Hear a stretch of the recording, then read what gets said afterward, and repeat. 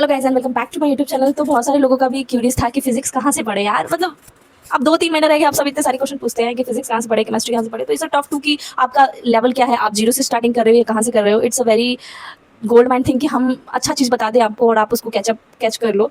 तो फिजिक्स में मैं अपना बता दूं, मैं फिजिक्स कहाँ से पढ़ रही हूँ, कैसे पढ़ रही हूँ। देखो फिजिक्स में अभी मैं नर्सिंग टू नॉर्सेट से पढ़ रही हूँ, क्योंकि मैंने उसका बैच सब्सक्रिप्शन लिया है। तो वो धुरंधर जो बैच है उसी में से मैं पढ़ रही हूँ।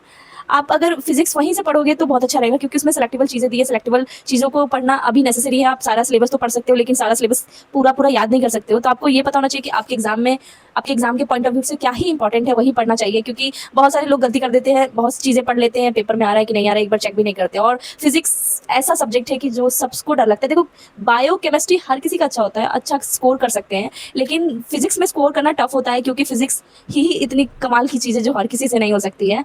एंड जो बायो वाले हैं उनके लिए तो और थोड़ा मुश्किल हो जाता है, क्योंकि वो बायो बैकग्राउंड से होते हैं, उन लोगों का दिमाग थोड़ा बायो ही जैसा होता है।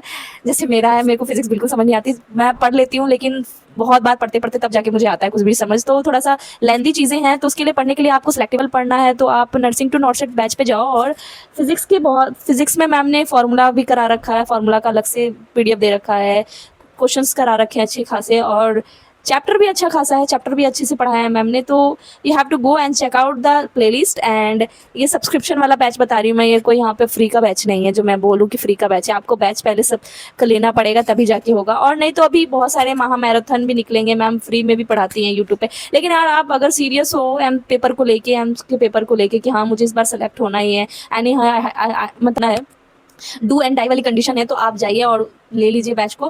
क्योंकि फिर आप ड्रॉपर हो, अब फिर से ड्रॉप नहीं ले सकते हो, क्योंकि हर किसी का ये लास्ट ड्रॉप होता है। ये लूप से जरूरी है हटना।